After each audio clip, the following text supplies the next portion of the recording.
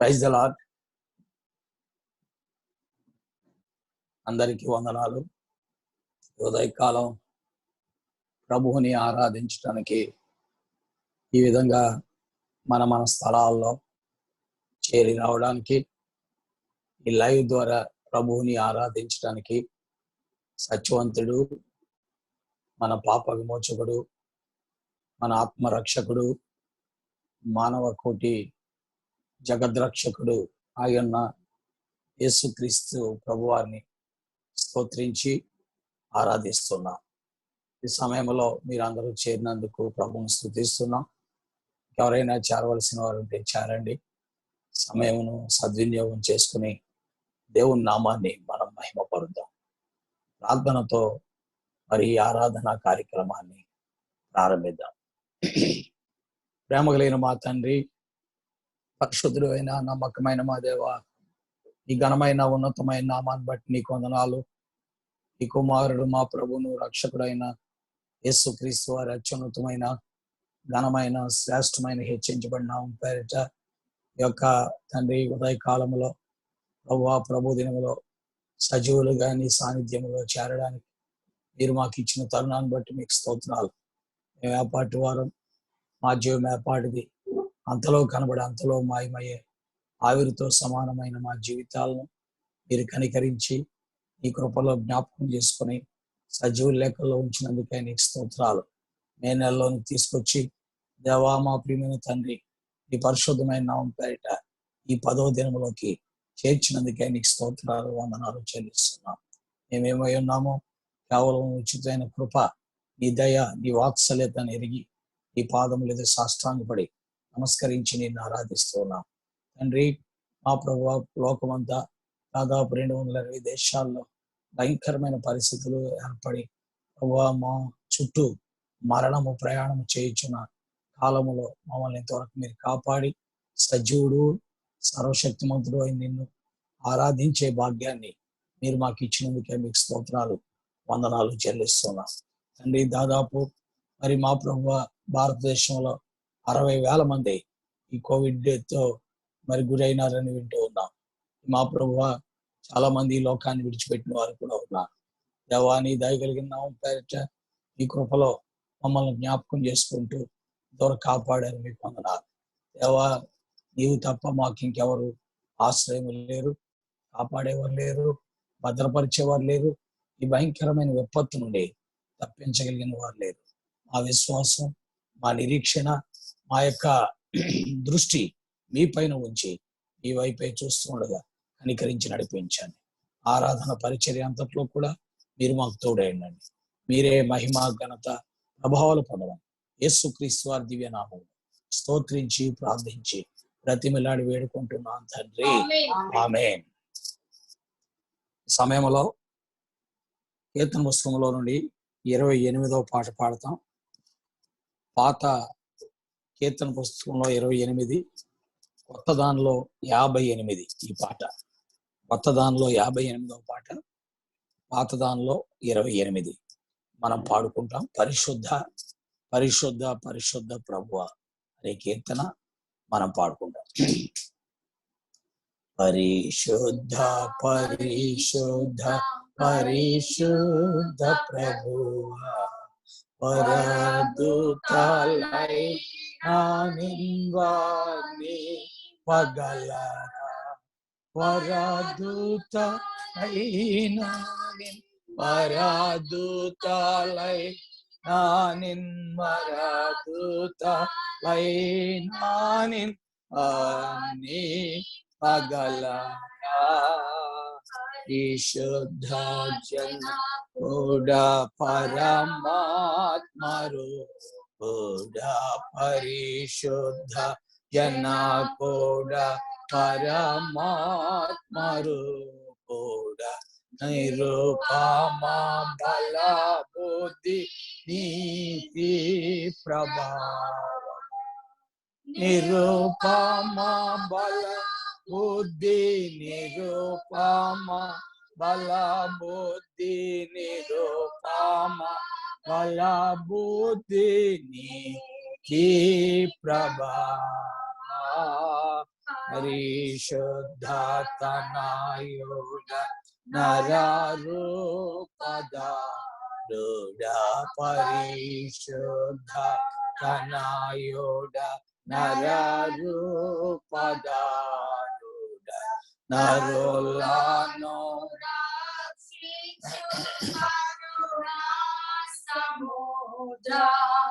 నరులను రక్షించు నరులను రక్షించు నరులను రక్షించు కరుణా సముద్ర పరిశుద్ధ మధునాత్మ వరమూలిడు నాత్మ పరిశుద్ధ లిడు నాత్మ పరమానంద ప్రేమ భక్తు లకిడుమా పరమానంద ప్రేమ పరమానంద ప్రేమ పరమానంద ప్రేమ భక్తు లకిడుమా జనక కుమారాత్మలను కదేవా జనక కుమారాత్మలను కదేవా ఘన మహిమ ఘనరానిచముగా ఘన మహిమ చలోను ఘన మహిమ చలోను ఘన మహిమ చలోను ఘనరానిచముగా పరిశుద్ధ పరిశుద్ధ పరిశుద్ధ ప్రభు వరదూత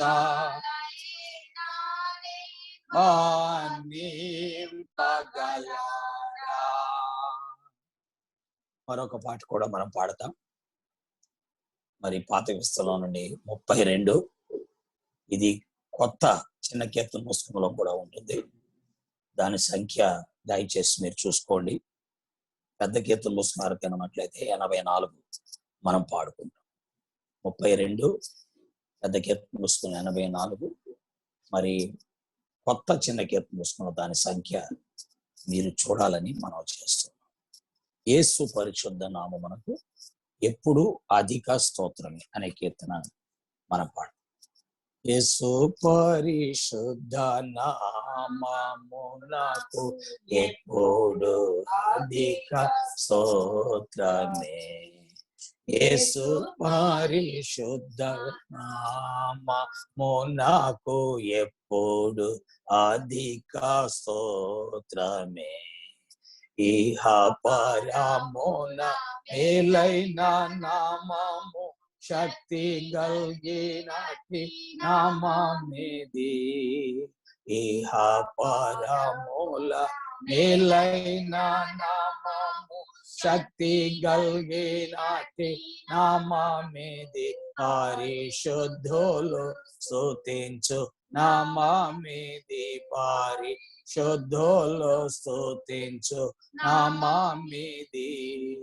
యేసు పరిశుద్ధ నామమునకు ఎప్పుడు అధిక స్తోత్రమే. యేసు పరిశుద్ధ నామమునకు ఎప్పుడు అధిక స్తోత్రమే. సైతాను పాతాళమును జయించిన వీరత్వము గల నామమిది. సైతాను పాతాళమును జయించిన వీరత్వము గల నామమిది. జయ పొందేదము ఈ నామమున జయ పొందేదము ఈ నామమున. యేసు పరిశుద్ధ నామమునకు ఎప్పుడు అధిక స్తోత్రమే. యేసు పరిశుద్ధ నామము నాకు ఎప్పుడు అధిక స్తోత్రమే. ఉత్తమ భక్తులు ఒగడి స్తుతించు ఉన్నత దేవుని నామమిది. ఉత్తమ భక్తులు ఒగడి స్తుతించు ఉన్నత దేవుని నామమిదిలో మంత ప్రకాశించే నామమిది. లోక అంత ప్రకాశించే నామమిది. యేసు పరిశుద్ధ నామము నాకు ఎప్పుడు అధిక స్తోత్రమే. యేసు పరిశుద్ధ నామము నాకు ఎప్పుడు అధిక స్తోత్రమే. శోధన గాథల కష్ట సమయాన ఓదార్చినందుకు నామమిది. శోధన గాథల కష్ట సమయాన ఓదార్చినందుకు నామమిది. ఆటంకము తీసివేయో టంకము తీసివేయో నామమిది. యేసు పరిశుద్ధ నామము నాకు ఎప్పుడు అధిక స్తోత్రమే. యేసు పరిశుద్ధ ఎప్పుడు అధిక స్తోత్రం. సమయంలో దైవ గ్రంథం బైబిల్ నుండి మొదటి సమూయేలు గ్రంథము, సమూయేలు మొదటి గ్రంథము 6వ అధ్యాయము 20వ వచనాన్ని మనం అందరము కలిసి చదువుకుంటాం. సమూయేలు మొదటి గ్రంథము 6వ అధ్యాయము 20వ వచనం. అప్పుడు బెత్షెమెషు వారు పరిశుద్ధ దేవుడైన యెహోవా సన్నిధిని ఎవరు నిలవగలరు? మన యొద్ద నుండి ఆయన ఎవరి యొద్దకు పోవాలని చెప్పి ప్రార్థన చేస్తారు. ప్రేమ కలిగిన మా తండ్రి, పరిశుద్ధులైన నమ్మకమైన మా దేవా, నీ ఘనమైన నామం కొరకుందన ఈ సమయంలో నీ పాదములకు రావడానికి, నిన్ను ఆరాధించుట కొరకై సమకూడటానికి మీరు ఇచ్చిన తరుణం. చదవబడిన లేఖనం మొదటి సమూయేలు మొదటి గ్రంథం 6వ అధ్యాయం 20వ వచనం మాకు ఆశీర్వాద కారణంగా చేయండి. మీ సన్నిధిని మాతో ఉంచండి, మీరు మాతో ఉండండి. మీ యొక్క నమ్మకమైన నామాన్ని రుజువు చేయండి. ఆరాధించు ఆత్మ మాకు దయచేయండి. ఆరాధనతో నీ నామమును మరి ఘనపరచబట్టుకు సహాయపడండి. ఈ యొక్క లైవ్ టెలికాస్ట్ ద్వారా చేరువస్తున్న బిడ్డలందరిని బట్టి కూడా మీకు వందనాలు చెల్లిస్తాను. ఆరాధించుటకు ఆతృత కలిగిన వారిని బట్టి కూడా కృతజ్ఞతలు చెల్లిస్తాను. నీకే మహిమ, ఘనత, ప్రభావములు చెల్లిస్తాను. యేసు క్రీస్తు వారి అత్యున్నతమైన నామములో నన్ను నీ శిలువ చాటు తెచ్చుకుంటూ ఈ బలమైన రెక్కల నీడలోకి అప్పగించుకుంటూ మీరే మాతో ఉండి నడిపించి మహిమ పొందాలి. యేసు క్రీస్తు వారి అద్వితీయ నామం ప్రార్థిస్తున్నాం తండ్రి, ఆమేన్. దేవుని వాక్యములో మనము చదివినటువంటి భాగము మరి ఫిలిస్తీన్ల దేశంలో బెత్షెమెషు అనేటువంటి ప్రాంతంలో ఉన్న ప్రజలు పలికినటువంటి మాట మనం చూస్తాం. ఇక్కడ జరిగినటువంటి సంఘటన ఏంటంటే, మరి దేవుని మందసాన్ని ఫిలిస్తీన్లు తీసుకుని పోయారు. ఇశ్రాయేలీలకి ఫిలిస్తీన్లకి మధ్య యుద్ధం జరిగింది. ఆ యుద్ధములో ఇశ్రాయేలీలు ఓడిపోయారు. కేవలం వారు దేవునికి విరోధమైన కార్యాలు చేయడం ద్వారా, దేవునికి వ్యతిరేకమైన పనులు చేయడం ద్వారా, దేవునికి చిత్తానికి ఆలోచనకు మరి వారు దూరం అయిపోయినందువల్ల ఈ కఠినమైన శిక్ష వారికి వచ్చింది. ఈ విధంగా ఇశ్రాయేలీయులు ఓడిపోయారు. అప్పుడు మందసం పట్టబడింది. ఫిలిస్తీయులు ఈ మందసాన్ని తీసుకెళ్లి ఫిలిస్తీయుల దేవత అయిన దాగోను గుడిలో పెట్టారు. ఇది 5వ అధ్యాయంలో మనం చూస్తాం. అయితే జరిగింది ఏంటంటే, దాగోను దేవత మరి బోర్ల పడింది. తెల్లవారులే చూసేటప్పుడు ఆ మందసం దగ్గర బోర్ల పడిపోయినట్లుగా మరి ఫిలిస్తీయుల సర్దారులు గ్రహించారు. అంతేకాదు, ఫిలిస్తీయులు యొక్క మరి ప్రజలలో మరి భయంకరమైన గడ్డలు కూడా వచ్చాయి. భయంకరమైనటువంటి శ్రమ అనుభవం గుండా వారు వెళ్ళారు. అప్పుడు వారు గ్రహించారు దీని అంతటి కారణం ఇశ్రాయేలీల మధ్యలో ఉండవలసిన మందసం మన మధ్యకు వచ్చింది. కాబట్టి ఇది దేవుని యొక్క మహాత్యం అని దేవుణ్ణి ఎరగనటువంటి విగ్రహారాధికులు, దేవునితో సంబంధము లేనటువంటి ఫిలిస్తీయులు దాగోను దేవతను పూజించేవారు గ్రహించారు. వారు గ్రహించి పలికిన మాటే ఇది. ఏమన్నారు వారు? 6వ అధ్యాయం 20వ వచనంలో చూస్తాం. అప్పుడు బెత్షెమెషు వారు, పరిశుద్ధ దేవుడైన యెహోవా సన్నిధిని ఎవరు నిలవగలరు? వారి జీవితాల్లో ఆ దేవుడు పరిశుద్ధ దేవుడని గ్రహించారు. ఆయన పవిత్రమైన దేవుడని గ్రహించారు. వారు పూజించే దేవతలు, వారు వెంబడించే దేవతలు, వారు ఆరాధించే దేవతలు వట్టివి అని గ్రహించారు.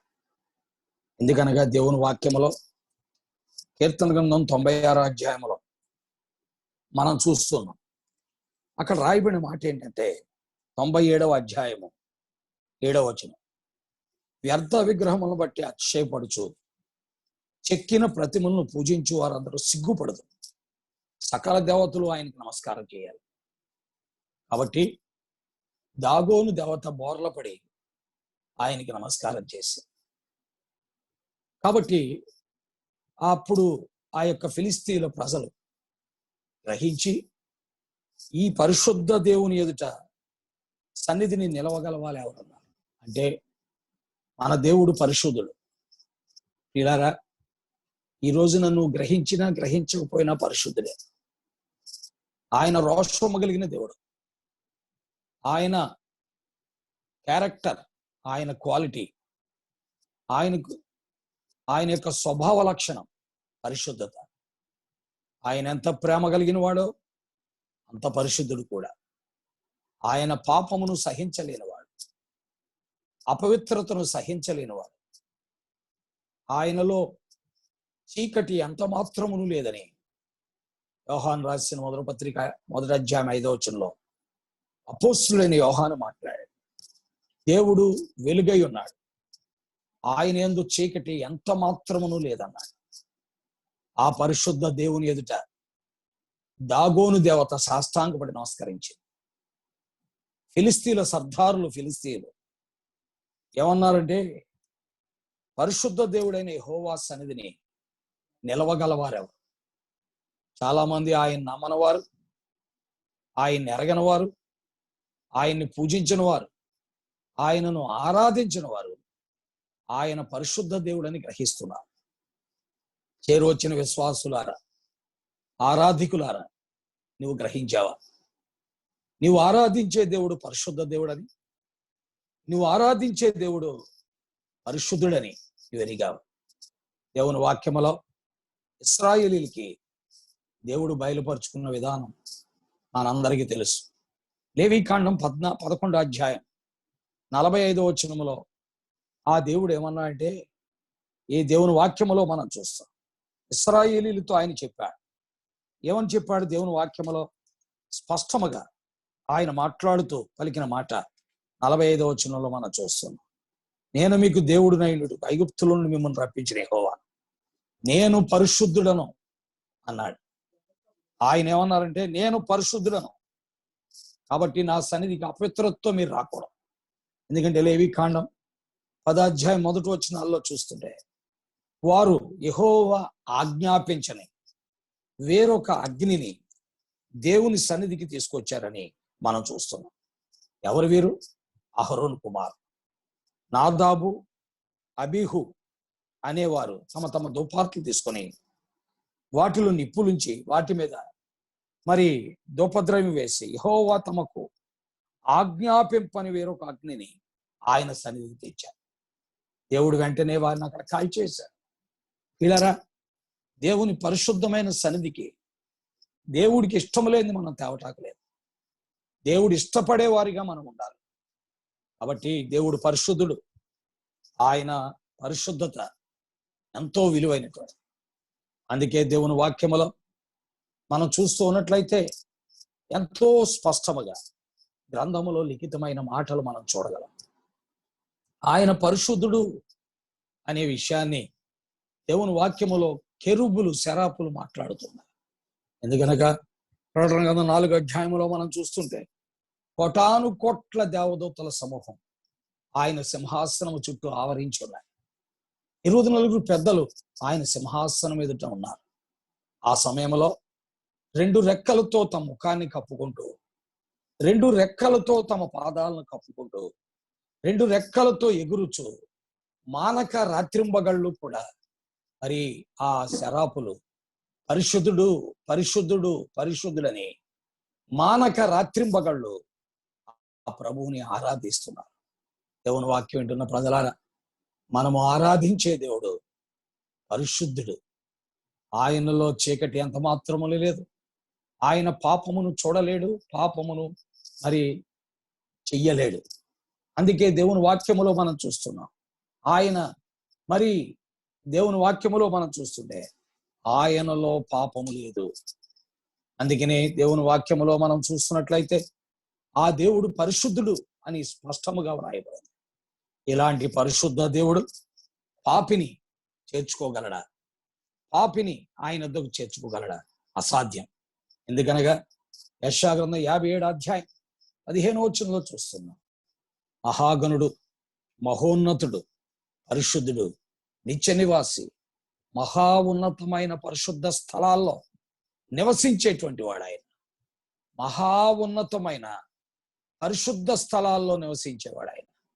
కాబట్టి దేవుని వాక్యం వింటున్న ప్రజలారా, ఆయన మహా ఉన్నతమైన పరిశుద్ధ స్థలాల్లో నివసించేవాడు. అలాంటి దేవుని దగ్గరికి మనం ఎలా వెళ్ళగలం? ఆ దేవుడి గురించి వాక్యం ఏం చెప్తుంది? ఆకాశం ఆయన సింహాసనం, భూమి ఆయన పాదపీఠం. ఆకాశం ఆయన సింహాసనం, భూమి ఆయన పాదపీఠం. కాబట్టి పిల్లరా, ఆయన పాదాల దగ్గర ఉన్నటువంటి మనము ఆ ఆకాశమందు ఉన్నటువంటి దేవుణ్ణి మనం ఎట్లా చేరగలం? ఇది అసాధ్యమైన సంగతి. అందుకే దేవుడే మనల్ని ప్రేమించాడు. దేవుడే మనల్ని ప్రేమించాడు. ఆయనంత పరిశుద్ధులై ఉన్నప్పటికీ పాపి అయినటువంటి మానవుడు దేవుణ్ణి ఆరాధించాలని కోరుకున్నవాడు. అందుకనే పాపిని పరిశుద్ధుడిగా చేయడానికి, పాపిని ఆరాధికుడిగా చేయడానికి, పాపిని దేవుని వైపు త్రిప్పటానికి దేవుడే నిర్ణయం చేసుకున్నవాడిగా మనము చూస్తున్నాం. అందుకే దేవుని వాక్యములో మరి దైవజనుడైన దావీదు మాట్లాడుతూ యెహోవా పరిశుద్ధ పర్వతమునకు ఎక్కదగిన వాడెవడు, ఆయన పరిశుద్ధ పర్వతం మీద నిలవదగిన వాడెవడని మాట్లాడుతూ, నిజమే, ఎవరు నిలవలేరు, ఎవరు ఎక్కలేరు. కాబట్టి ఇలాంటి పరిశుద్ధ దేవుణ్ణి ఇలారా మనము ఆరాధించుటకు అర్హులమేనా? కానీ కాదు.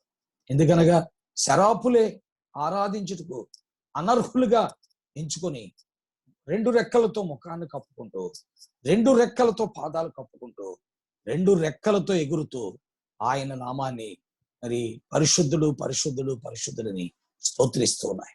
కాబట్టి ప్రియులారా, ఈ పాపి ఎలాగున ఆయన ఆరాధించగలరు? అందుకనే దేవుడే పాపిని ఆరాధికుడిగా మార్చడానికి ఆయన ఈ లోకంలోనికి వచ్చాడు. అందుకే దేవుని వాక్యములో మనము చూస్తూ ఉన్నాం, పాపి అయినటువంటి మానవుణ్ణి ఆరాధికుడిగా చేసి దేవుని సన్నిధిలో నిలవబెట్టడానికి ఈ లోకములోనికి ఆ ప్రభు వచ్చాడని దైవ గ్రంథం స్పష్టముగా మనతో మాట్లాడుతున్నది. దేవుని వాక్యములో మనం చూస్తున్నాం. అందుకని ఏమని రాయబడి ఉంది? పాపులను రక్షించుటకు క్రీస్తు యేసు ఈ లోకమునకు వచ్చిన వాక్యం నమ్మదగినది, పూర్ణ అంగీకారానికి యోగ్యుడు. కాబట్టి పాపి అయిన మానవుణ్ణి పాపము నుండి విడిపించి, ఆ పాప మరణ నియమముల నుండి తప్పించి, మానవుణ్ణి పరిశుద్ధపరిచి ఆ దేవునితో అనుసంధానము చేయుటకై ఈ లోకములోకి వచ్చిన వాడే ప్రభు అయిన యేసుక్రీస్తు వారు. కాబట్టి ప్రియులారా, యేసుక్రీస్తు వారు ఆ రీతిగా మానవుణ్ణి దేవునితో పరిశుద్ధుడైన దేవునితో సహవాసిగా మార్చడానికి ఆయన మనుష్యుల పోలికగా పుట్టాడు, దాసుని స్వరూపాన్ని ధరించాడు, మరి రిక్తుడు అయ్యాడు, విధేయత చూపించాడు, శిలువ మరణము పొందినంతగా తన్ను తాను ఆయన ఏం చేశాడు, తగ్గించుకున్నాడు. అలాగున ఆయన శిలువలో బలైనట్టుగా దేవుని వాక్యములో మనము చూస్తూ ఉన్నాం. ప్రేమ కలిగినటువంటి దేవుడు, పరిశుద్ధులైన దేవుడు ఈ విధముగా మన విషయమై ఆలోచించిన వాడుకున్నాడు.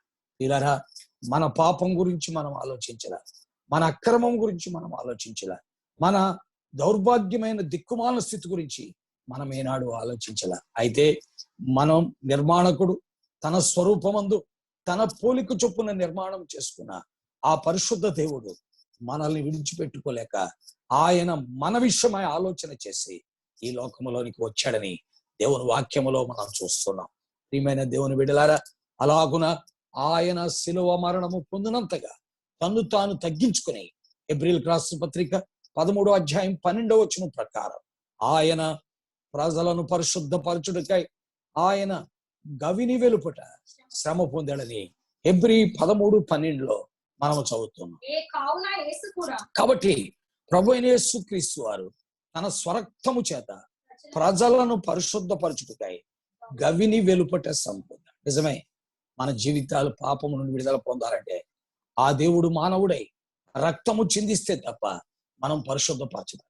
పాపి పరిశుద్ధుడు కావాలంటే పరిశుద్ధుడైన దేవుడు మానవుడిగా వచ్చి సిలువకెక్కి గవిని వెలుపట ఆయన శ్రమ పొందితే, ఆ గొల్గతా కొండ పైన ఆయన రక్తము చిందిస్తే తప్ప మానవ పాపానికి పరిహారం లేదు. అందుకనే ఆ ప్రభు, ఆ దేవుడు ఈ లోకంలోనికి మానవుడిగా వచ్చి ఆయన తన స్వరక్తము చేత మనలను, పాపులైన మనలను, నీచులైన మనలను, అపవిత్రులైన మనలను పరిశుద్ధపరచుటకై గవిని వెలుపట ఆ గొల్గతా కొండ పైన ఆయన శ్రమ పడ్డాడు, రక్తాన్ని చిందించారు, చనిపోయారు, సమాధి చేయబడ్డారు, తిరిగి 3వ దినాన లేచారు. అలాగున ఆయన నిన్ను నన్ను కూడా పరిశుద్ధపరిచాడు. పిల్లరా, ఈనాడు పరిశుద్ధ దేవుణ్ణి మనలాంటి నాలాంటి పాపి ఆరాధిస్తున్నాడు అంటే కారణం ఆ పరిశుద్ధ దేవుడైన ప్రభువే సిలువలో జరిగించిన కార్యము ద్వారా ఆ పరిశుద్ధుని మనం ఏం చేయగలుగుతున్నాం, ఆరాధించగలుగుతున్నాం. దేవదూతలు మాత్రమే ఆరాధించుటకు అర్హులు, పెద్దలు ఆరాధించుటకు అర్హులు, అలాగే శరాపులు ఆరాధిస్తున్నారు. పాపి ఎలాగ ఆరాధించగలడు? ఇలా పాపి యొక్క ఆరాధన ఆయన కోరుకుంటున్నాడు, పాపి యొక్క ఆరాధనే ఆయన అపేక్షిస్తున్నాడు. అందుకే దేవుని వాక్యములో మనము చూస్తున్నాం, ఆయన మన ఆరాధనలపై ఆసీనుడై ఉన్నాడని కీర్తన 22 అధ్యాయం 1వ వచనములో మనము చదువుతున్నాం. కీర్తన 22 1వ వచనం మనం చదువుతుంటే అక్కడ రాయబడిన మాట ఏంటి? దేవుని వాక్యములో మనం చూస్తున్నాం. చదవండి, ఏమని రాయబడింది? ఇశ్రాయేలీల స్తుతుల పైన చూసారా, ఆయన ఇశ్రాయేలీల యొక్క స్తోత్రముల పైన ఆసీనుడైనటువంటి దేవుడు. కాబట్టి ప్రియులారా, మానవుడు పాపి అయినట్టుగా ఈ పాపి అయిన మానవుడిని ఆయనే విమోచించి వాని నోటిలో దేవుణ్ణి గూర్చిన స్తోత్ర గీతమును ఉంచి వాని ద్వారా దేవుడు మహిమపరచబడాలని కోరుతున్నాడు. అందుకనే ఇశ్రాయేలీయులు ఆ యొక్క ఐగుప్తు బానిసత్వము నుండి, ఐగుప్తు యొక్క దాసత్వము నుండి, ఐగుప్తు యొక్క ఇనుపకులుము నుండి బయటికి వచ్చిన తర్వాత మరి నిర్గమాకాండం 15వ అధ్యాయం 11వ వచనములో వారు ప్రభువుని ఆరాధిస్తున్నారు. ఏమని ఆరాధిస్తున్నారు?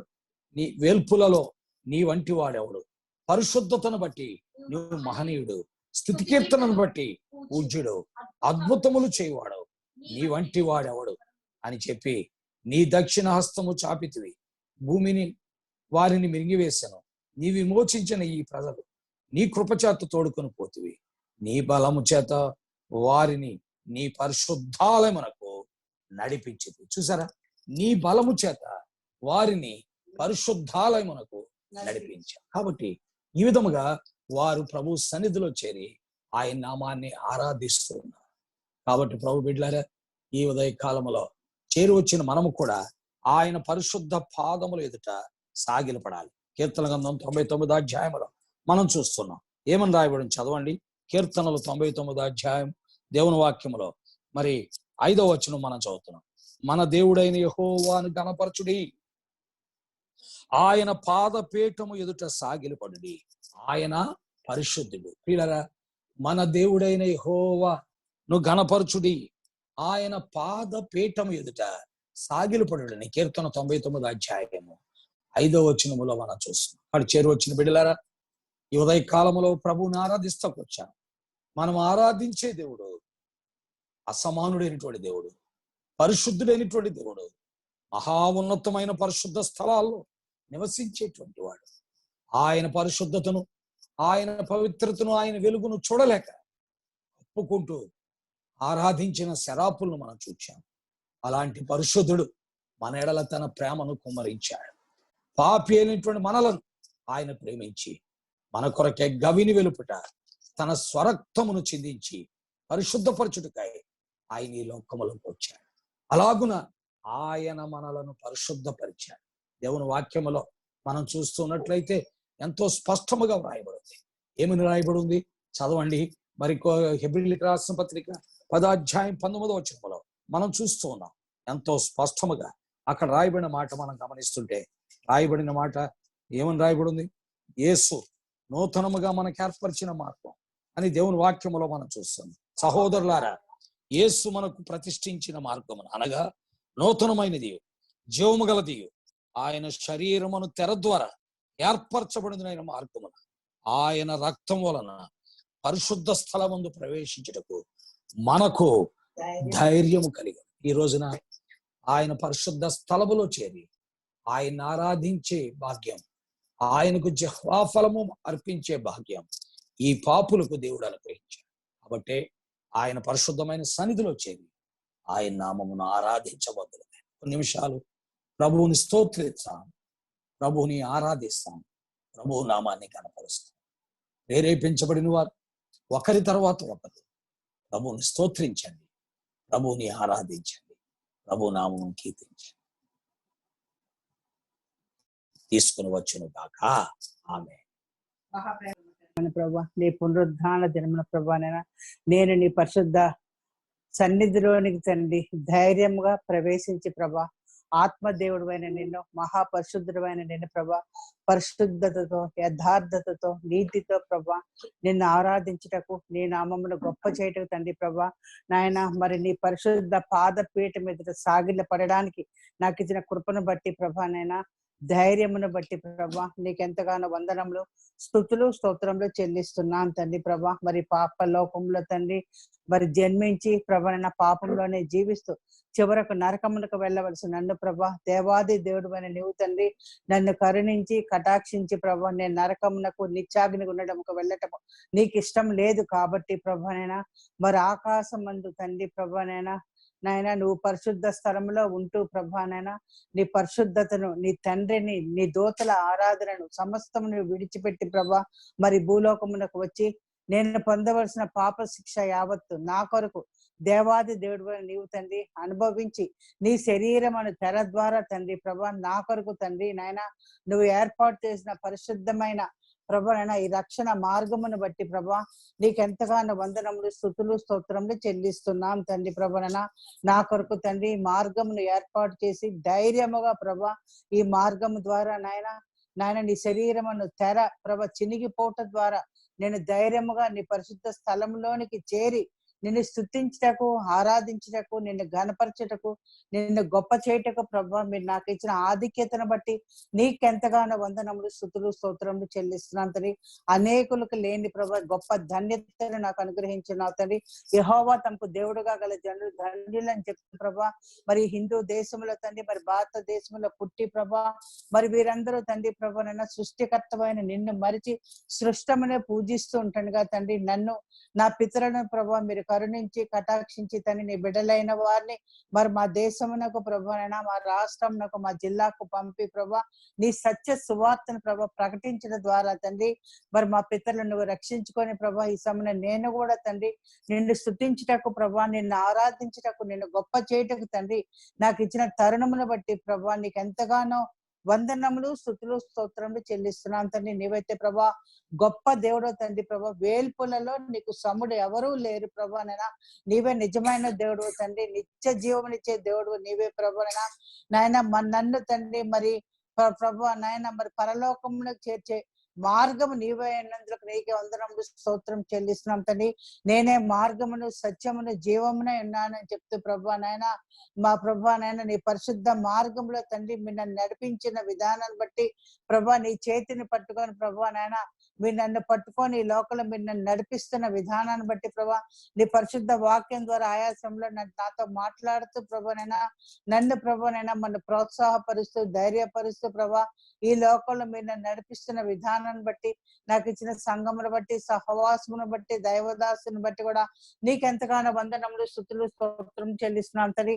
నన్ను దిన భారము భరిస్తూ ప్రభా నాకు కావాల్సిన సమస్తము తండ్రి సమృద్ధిగా అనుగ్రహిస్తూ ప్రభానైనా మరి లోకంలో తండ్రి ప్రతి పరిస్థితిలో ప్రభా మీరే నాకు చాలా దేవుడుగా అంటూ ప్రతి పరిస్థితిలో ప్రభా నీ మీద ఆనుకొని ముందుకు వెళ్ళే మరి ప్రభానైనా మరి ధైర్యమును ప్రభా మీరు నాకు అనుగ్రహించిన విధానాన్ని బట్టి ఆయాసంలో ప్రభా నేను ప్రార్థించినప్పుడు నా ప్రార్థన వింటూ ప్రభా నాకు మీరు జవాబు అనుగ్రహిస్తూ ఉన్నవాడను అనువాడనుగా తండ్రి నిన్ను నువ్వు నిరూపించుకుంటున్న విధానాన్ని బట్టి కూడా ప్రభా నీకెంతగానో వందనములు స్తుతులు స్తోత్రములు చెల్లిస్తూ ప్రభానైనా మరి అంత మాత్రమే కాదు తండ్రి నా వ్యక్తిగత జీవితంలో కుటుంబంలో సంఘంలో అనేకమైన మేళ్లు మహోపారములు చేస్తూ ప్రభా మరి ఇప్పుడు లోకమంతా తండ్రి మరి COVID-19 ప్రభా ఎంతో కలవరముతో ఉంటుండగా తండ్రి నన్ను నా కుటుంబమును సంఘమును రక్త సంబంధికులు ప్రభా సర్వోన్నతులైన నీవు తండ్రి ప్రభా మహోన్నతమైన పరిశుద్ధ స్థలంలో నివసించే నీవు తండ్రి ప్రభానైనా నీ రెక్కల చాటున నేను ఆశ్రయించి ప్రభానైనా మరి ఎటువంటి భయమునకు బెదరకుండా ప్రభా ఈ లోకంలో ధైర్యముగా ముందుకు సాగే ధన్యత ఆధిక్యత మీరు నాకు అనుగ్రహించినందుకు తండ్రి నీకు ఎంతగానో వందనములు స్తుతులు స్తోత్రములు చెల్లిస్తూ ప్రభా మరి ఎన్నో ప్రభానైనా నా పట్ల అనేకమైన మేళ్లు ప్రభా నువ్వు చేస్తూ ప్రభానైనా నన్ను సంతోషింప చేస్తున్న విధానాన్ని బట్టి నీకు ఎంతగానో వందనములు స్తుతులు స్తోత్రములు చెల్లిస్తూ ప్రభా నేను మరలా వస్తాను నాతో పాటు నువ్వు ఉండడానికి ఆ పరలోకంలో ప్రభానైనా మరి నేను నిన్ను తీసుకొని వెళ్తానని శుభప్రదమైన నిరీక్షణ కూడా ప్రభా మీరు నాకు అనుగ్రహించినందుకు తండ్రి నీకు ఎంతగానో వందనములు స్తుతులు స్తోత్రములు చెల్లిస్తూ ప్రభా ఈలాగు తండ్రి ప్రభానైనా నేను కూడా ఆ సేన దయ్యం పట్టిన వాని వలె తండ్రి ప్రభా నన్ను నేను నష్టపరుచుకుంటూ ఎంతో దుఃఖముతో నిట్టూర్పుతో జీవించవలసిన నన్ను ప్రభా మీరు ప్రేమించి నాయన స్వస్థ చిత్తుడై అతడు ఏ విధంగా నీ పాదముల చెంత కూర్చొని నీ బోధ వింటున్నాడో ఆ విధంగా తండ్రి నన్ను కూడా నీ పరిశుద్ధ పాదం చెంత కూర్చోబెట్టి ప్రభా నీ బోధ వినడానికి ప్రభా సంతోషంగా తండ్రి నీ వైపు చూచే ధన్యత ఆధిక్యత మీరు నాకు అనుగ్రహించిన విధానాన్ని బట్టి ప్రభా నా మీద నుంచి ప్రభా పాపపు వస్త్రములు మలిన వస్త్రములు తొలగించి స్తుతి వస్త్రములు ఉల్లాస వస్త్రములు ధరింపచేసి నా నోట నువ్వు ఉంచిన స్తుతి గీతమును బట్టి క్రొత్త గీతమును బట్టి నూతన గీతమును బట్టి ప్రభా పరలోక గీతమును బట్టి నీకెంతగానో వందనములు స్తుతులు స్తోత్రములు చెల్లిస్తూ ఈ నా కొద్ది స్తుతి ఆరాధన నా ప్రభువును నా రక్షకుడైన యేసు క్రీస్తు వారి పరిశుద్ధమైన నామములో నీకే అర్పించుకొనుచున్నాను తండ్రి ఆమేన్.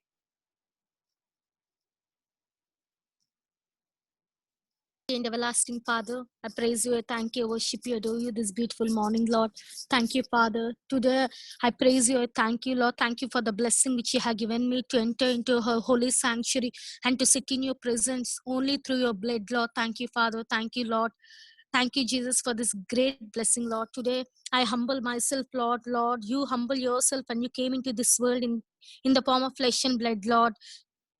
Thank you, Father. Thank you, Jesus, for the great sacrifice which you have did for my sins on the cross of Calvary, Lord. Thank you, Father. You delivered me from all the sin, curse, and death, Lord. You have destroyed the principalities and powers and all the demons on the cross, Lord. Thank you, Father. Thank you, Jesus. for making me holy, Lord. Lord, when I see myself, Lord, I'm a great sinner, Lord. You came into this world to change this sinner into your worshiper, Lord. Thank you, Father. Thank you, Lord. Today I can thank you for the blessing which you have given me to enter into your holy sanctuary, to worship you, to praise you, to exalt you, to honor you, Lord, to magnify your name, Lord. Thank you, Father. Thank you, Jesus, for the great salvation, joy of salvation which you have given me, Lord. Lord, to make me a worshipper, you have suffered outside the gate, Lord, to make me come into your presence, Lord. Thank you, Father. Thank you, Jesus, for this great blessing, Lord. Thank you, Lord. Thank you, Lord, for all the good things, for all the benefits, for all the fruits that you have rendered in my Lord, in my life, Lord. Thank you, Lord. You're the God who is high and lifted up, Lord. You're the God who is holy, who dwells in the high and holy place, Lord. You're the God. There is no other God before you and after you, Lord. You're the only true living God, Lord. Thank you, Father. Thank you, Jesus, for being my God, for being my Father, for being my everything, Lord. What can I render unto you, Lord? For everything, I praise you. I honor you, exalt your name, Lord. What can I render unto you, Lord? If I give myself, it is nothing to you, Lord. Lord, I praise you. I thank you for everything and offer this small worship to the most highly exalted name of Lord and Savior Jesus Christ. Amen. మౌనముగా ప్రభువుని ఆరాధిస్తాం. మౌనముగా ప్రభు నామాన్ని ఆరాధన చేద్దాం.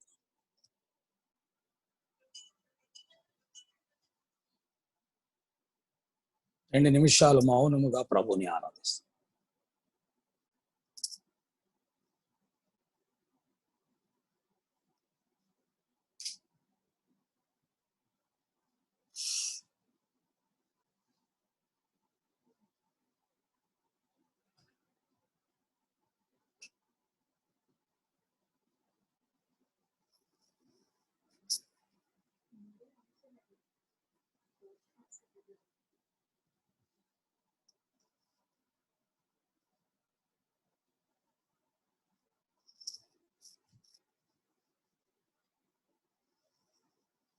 పరిశుద్ధులైన తండ్రి, ప్రేమ కలిగిన మా దేవా, నీ ఘనమైన నామం కోరుకుందనాలు. నీ కుమారుడైన యేసుక్రీస్తు వారి అత్యున్నతమైన, ఘనమైన, శ్రేష్టమైన, హెచ్చించబడిన, అద్భుతమైన, ఆశ్చర్యకరమైన, మహిమ కలిగిన, మహోన్నతమైన నామం పేరిట తండ్రి, ఈ ఉదయ కాలంలో నీ పరిశుద్ధమైన నామమును మా తండ్రి ఆరాధించుటకు అంతలో కనబడి అంతలో మాయమయ్యే ఈ ఆవిరికి మీరు అనుగ్రహించిన మరొక తరుణం కొరకే నీకు స్తోత్రాలు, వందనాలు, కృతజ్ఞతాస్తుతులు చెల్లిస్తున్నా. భూమి తండ్రి నీ పాదపీఠము, ఆకాశము నీ సింహాసనము, మహోన్నతమైన పరిశుద్ధ స్థలాల్లో నివసించే పరిశుద్ధులు నీవు. కోటాను కోట్ల దేవదూతల సమూహం నిన్ను ఆవరించి ఉంటే, ఈరోజు నలుగురు పెద్దలు నీ చుట్టూ నిలుచున్నప్పుడు దేవ, ఆ నాలుగు శరాపులు జీవులు రెండు రెక్కలతో తమ ముఖాన్ని కప్పుకుంటూ, రెండు రెక్కలతో తమ పాదములను కప్పుకుంటూ, రెండు రెక్కలతో ఎగురుచు మానక రాత్రింబగళ్ళు పరిశుద్ధుడు పరిశుద్ధుడు పరిశుద్ధుడని ప్రతిగానములు చేయుచున్నారు. నీ మహోన్నతమైన ఉన్నతమైన నామాన్ని ఈ భూమి మీద పాపి అయినటువంటి నేను కూడా ఆరాధించుటకు మీరు ఇచ్చిన తరుణం కొరకే స్తోత్రాలు. దేవా, మా ప్రభువా, నేనేపాటి వాడను, నా జీవం ఏపాటిది. అంతలో కనబడి అంతలో మాయమయ ఆవిరితో సమానమైన నన్ను మీరు ప్రేమించి నీ స్వరూపమందు నీ పోలిక చొప్పున నిర్మాణమైన నేను పోగొట్టుకున్నట్టుకు నీకు ఇష్టం లేక నీ పరిశుద్ధతను నాకు ఆపాదించుట కొరకై నీవే తండ్రి మనుష్యుల పోలికగా పుట్టి దాసుని స్వరూపాన్ని ధరించి నిత్యుడువై విధేయుడువై శిలువ మరణం పొందినంతగా నిన్ను తగ్గించుకుని ఆ బరువైన శిలువను మోసుకుని గవిని వెలుపుట గొల్గతా కొండ పైన నా కొరకై సిలువేయబడి నీవు చిందించిన నిబంధన రక్తము కొరకై వందనాలు. నీ స్వరక్తము చేత నన్ను పరిశుద్ధపరిచిన దేవుడిపై నీతో సహవాసాన్ని ఏర్పరిచి ధైర్యముతో నీ యొద్దకు రాగలిగే కృప ఇచ్చినందుకై స్తోత్రాలు చెల్లిస్తున్నాను. దేవా, మా ప్రభువా, ఏమిచ్చి నీ రుణం తీర్చగలను తండ్రి. నేను నీ విషయమై ఆలోచించలేదు, నేను నిన్ను వెతకలేదు, నిన్ను కోరుకోలేదు, నిన్ను అపేక్షించలేదు. అయితే నీవు నన్ను ప్రేమించి నన్ను కోరుకుని నా విషయం ఆలోచించి నన్ను నీ యొద్దకు చేర్చుకున్నా నీ నమ్మకత్వము కొరకై కృతజ్ఞత వందనాలు స్తోత్రాలు చెల్లించి నీ పాదములు ఎదుట సాగిలపడి సమస్త మహిమ ఘనత ప్రభావములు నీకే ఆరోపిస్తూ యేసుక్రీస్తు వారి అత్యున్నతమైన నామములో స్తుతి ఆరాధన నీకే సమర్పిస్తున్నాను తండ్రి. ఆమేన్. ఈ సమయంలో మనము ఒక కీర్తన పాడుకున్నాం. అది పాత కీర్తన పుస్తకంలో 58, పెద్ద కీర్తన పుస్తకంలో 134, మరి కొత్త చిన్న కీర్తన పుస్తకంలో కూడా అది ఉంటుంది. దాని సంఖ్య మీరు చూసుకోండి. కొనియాడి పాడి కీర్తించి వర్ణించేది నేను నా ప్రభువా అనే పాటలో మొదటి చరణం మరి మనం పాడుకుంటాం. కొనియాడి పాడి కీర్తించి వర్ణించేద నిన్ను నా ప్రభువా. కొనియాడి పాడి కీర్తించి వర్ణించేద నిన్ను నా ప్రభువా. పరిశుద్ధుడవు నీతిమంతుడవు, పరిశుద్ధుడవు నీతిమంతుడవు.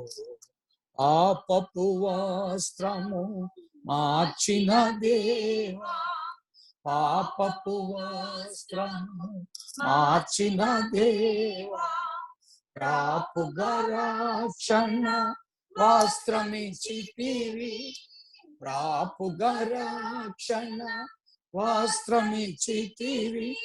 పొగడెదని ఎన్నో పొగడెదని ఎన్నో దావానుడ.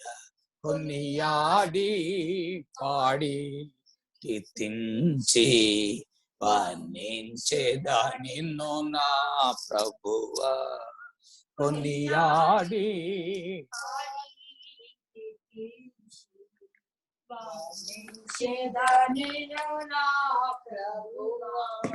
తూర్పు జ్ఞానులు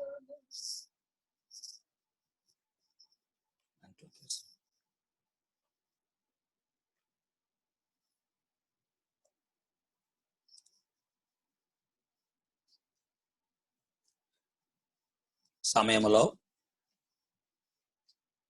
దేవుని వాక్యములో మరలా మొదటి సమూయేలు గ్రంథం 6వ అధ్యాయము 20వ వచనాన్ని మనము చదువుకుంటాం. అప్పుడు బెత్షెమెషు వారు, పరిశుద్ధుడైన యెహోవా సన్నిధిని ఎవరు నిలవగలరు? మన యొద్ద నుండి ఆయన ఎవరి యొద్దకు పోవాలని చెప్పి, ప్రేమ కలిగిన మా తండ్రి, పరిశుద్ధుడు అయిన నమ్మకమైన మా దేవ, నీ ఘనమైన ఉన్నతమైన నామాన్ని బట్టి స్తోత్రాలు. ఈ ఉదయ కాలములో నీ పరిశుద్ధమైన సూచనల యొద్దకు రాకపోవడం, మీ లేఖనములను ధ్యానించడం మీరు ఇచ్చిన తరుణం కొరకాయ స్తోత్రాలు. సమూయేలు మొదటి గ్రంథం 6వ అధ్యాయం 20వ వచనం మరొకసారి చదివా. తండ్రి, మీరే మాతో ఉండి మమ్మల్ని బలపరిచి నడిపించి నీ కార్యాన్ని జరిగించి మహిమ ఘనత ప్రభావాలు పొందవలసిందిగా ప్రార్థన చేయించు.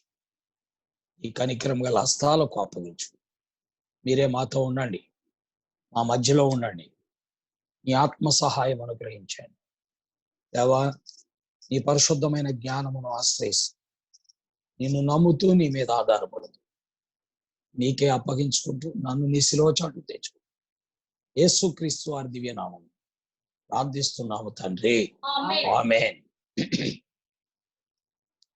ప్రియులారా, దేవుని యొక్క పరిశుద్ధ లేఖనములలో మనము చదివిన భాగం ఉదయకాలం మనం చెప్పుకున్నట్టుగా ఫిలిస్తీయులు ఇశ్రాయేలీయులను ఓడించి మందసమును దొంగిలించి అది పట్టబడి వారు దాన్ని తీసుకొని వచ్చి దాగోను గుడిలో ఉంచారు.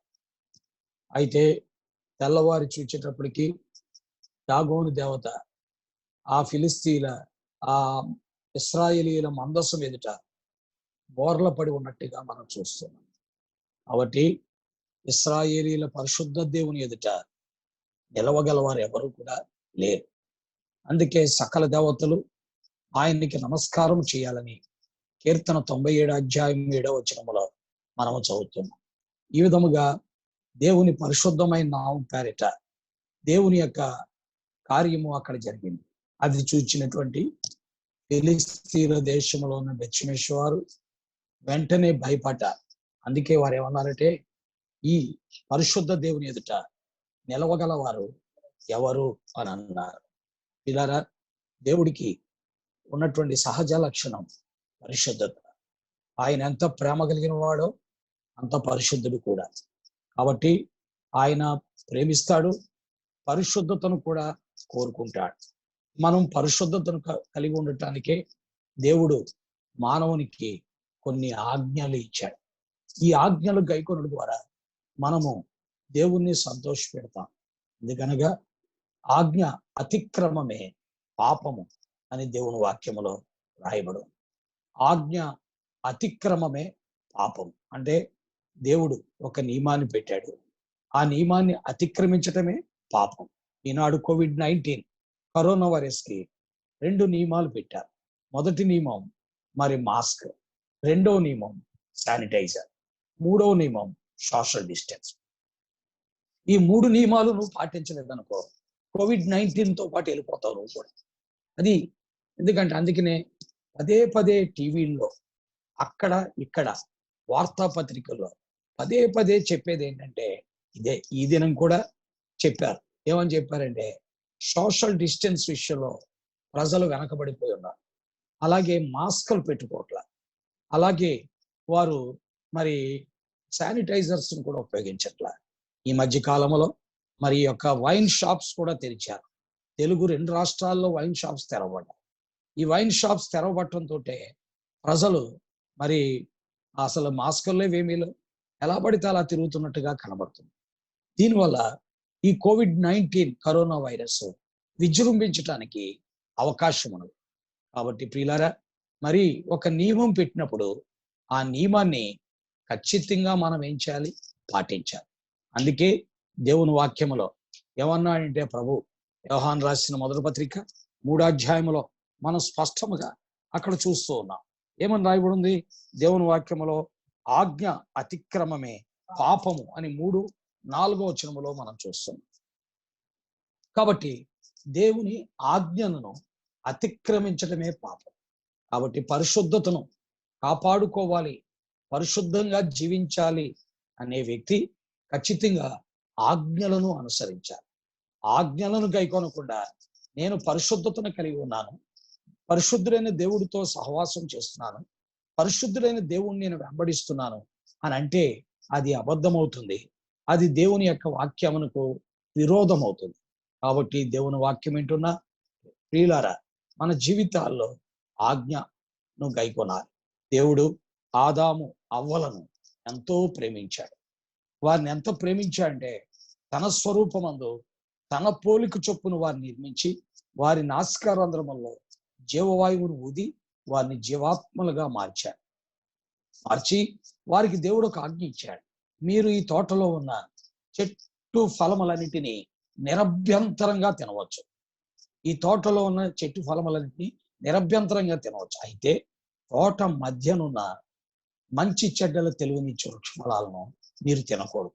మీరు వాటిని తినుదినమున నిశ్చయముగా చేస్తారని ఆదికాండం 2వ అధ్యాయము 17వ వచనములో స్పష్టపరిచాడు. ఆదికాండం 2:17లో ఎంతో స్పష్టముగా దేవుడు తెలియజేశాడు. కాబట్టి దేవుని వాక్యం వింటున్న ప్రజలారా, మరి ఆ ఆజ్ఞను వారు అతిక్రమించారు. ఎలాగ అతిక్రమించారు? 3వ అధ్యాయములో ఆ ఆజ్ఞను అతిక్రమించేటట్లు చేయడానికే అపవాది వారిని మోసగించాడు. అపవాది ఎప్పుడు కూడా దేవుడు చెప్పిన దాన్ని చేయకుండా చేయటే అపవాది యొక్క పని. దేవుడు ఆజ్ఞాపించిన దానికి వ్యతిరేకంగా నువ్వు ప్రవర్తించేటట్లు చేయటే అపవాది యొక్క పని. కాబట్టి దేవుని వాక్యం వింటున్న ప్రజలారా, మన జీవితాల్లో మనం గుర్తుపెట్టుకోవాల్సిన వారం ఉన్నాం. దేవుడు ఏదైతే చెప్పాడో దానికి అనుకూలంగా మన జీవితాలు అప్పగించుకోవాలి, అలాగున నడుచుకోవాలి. అప్పుడే దేవుని నామానికి మన ద్వారా మహిమ కలుగుతుంది. అంతేకాదు, మనము దేవుని యొక్క సమాధానమును, నెమ్మదిని, శాంతిని, సంతోషాన్ని అనుభవించగలం. కాబట్టి ఈ ఆజ్ఞ అతిక్రమమే పాపం. ఎప్పుడైతే వీరు ఆ ఆజ్ఞను అతిక్రమించారో వెంటనే వారు దిగంబరులు అయిపోయారు. అనగా దేవుడు చెప్పిన మాట కంటే అపవాది చెప్పిన మాట వారికి ఎక్కువైపోయింది. దేవుడు చెప్పిన మాట చిన్నగా కనబడింది, అపవాది చెప్పిన మాట పెద్దగా కనబడింది. అపవాది ఏం చెప్పాడంటే, మీ కన్నులు తెరవబడతాయి, మీరు మంచి చెడ్డలు ఎరిగిన వారు అవుతారు, అంతేకాదు దేవతల వలె అవుతారని చెప్పాడు. వెంటనే వారు దానికి లోబడిపోయారు, వారి జీవితాలు దానికి అప్పగించుకున్నారు. అలాగ అప్పగించుకుని ఆ పండు తిన్నారు. వారు దేవతల వలె అవ్వకపోగా దిగంబరులయ్యి చెట్ల చాటును దాక్కున్నారు. మనస్సు నెమ్మది లేని వారయ్యారు, ప్రశాంతత లేని వారయ్యారు, భయపడుతున్నారు, దాక్కుంటున్నారు. ఇవన్నీ ఎందుకు సంభవించాయి? కేవలం ఆజ్ఞను అతిక్రమించడం ద్వారా సంభవించినటువంటి పర్యవసానాలు. కాబట్టి దేవుని వాక్యం వింటున్న ప్రజలారా, మన జీవితాల్లో ఎప్పుడు కూడా మనము దేవునికి వ్యతిరేకముగా వెళ్ళకూడదు. దేవుడు పరిశుద్ధుడు, ఆయన కోరుకునేది ఒకటే. లేవికాండం 11:45 మనం చూస్తున్నాం. దేవుడు ఏమని కోరుకున్నా అంటే, నేను పరిశుద్ధునై ఉన్నాను కాబట్టి మీరును సమస్త ప్రవర్తన యందు పరిశుద్ధులై ఉండాలి. నేను పరిశుద్ధునై ఉన్నాను, మీరును పరిశుద్ధులై ఉండాలని దేవుడు కోరుకున్నాడు. అందుకనే వారిని దేవుడు ఐగుప్తు దేశములో నుండి తీసుకొచ్చాడు. ఐగుప్తు దేశములో వారు గోచీలు పెట్టుకుని మరి ఏం చేసేవాళ్ళని, మట్టి తొక్కి ఇటుకలు తయారు చేసి గడ్డి తెచ్చి ఇటుకలను కాల్చి రోజుకి ఇటుకలు చొప్పున ఫరోకి అప్పగించేవారు. అలాంటి భయంకరమైన పనిని వారు చేస్తూ ఉన్నారు. ఇలాంటి పనులు చేస్తున్నటువంటి వ్యక్తులను దేవుడు ఏం చేశాడంటే, ఐగుప్తు యొక్క బానిసత్వము నుండి, ఇనుప కొలుము నుండి, అలాగే ఫరో యొక్క మరి ఆ భయంకరమైన హస్తము నుండి విడిపించి ఎర్ర సముద్రమును దాటించి వారిని బయటికి తీసుకొచ్చాడు. మరి వారు ఎంత కృతజ్ఞులై ఉండాలి! ఇలాంటి పని చేసినప్పుడు వారు ఎలా ఉండాలి? ఎంతో కృతజ్ఞులుగా దేవుని మాటకు లోబడుతూ, దేవుని మాటకి విధేయులై ప్రభువుని వెంబడించాలి. కానీ వారి జీవితాల్లో ప్రభువుని వెంబడించడం బదులు వారు సణుక్కున్నారు, గొణుక్కున్నారు, దేవునికి వ్యతిరేకంగా మాట్లాడారు, మోషేకు వ్యతిరేకంగా మాట్లాడారు. అలాగా నానా విధములుగా తమ జీవితాలు నష్టపోయింది. ప్రియులారా, దేవుని వాక్యములో దేవుడు మాత్రం వారికి చెప్పింది ఒకటే, నేను పరిశుద్ధుని కాబట్టి మీరు పరిశుద్ధంగా ఉండాలి. పరిశుద్ధంగా ఉండాలంటే ఎందులో ఉండాలి? మాటలోను, ప్రవర్తనలోను, ప్రేమలోను, విశ్వాసములోను, పవిత్రతలోను విశ్వాసులకు మాదిరిగా ఉండాలి. అందుకని అపోస్తులైనటువంటి పౌలు తిమోతికి రాస్తూ ఏమని చెప్పాడంటే, తిమోతి పత్రికలో మనం దేవుని వాక్యములో మనం చూస్తున్నాం. ఎంతో స్పష్టముగా తిమోతికి ఆయన ఆజ్ఞాపించి ఆయన తనతో మాట్లాడిన మాటలు మనం చూస్తున్నాం. ఏమని రాయబడి ఉన్నాయి?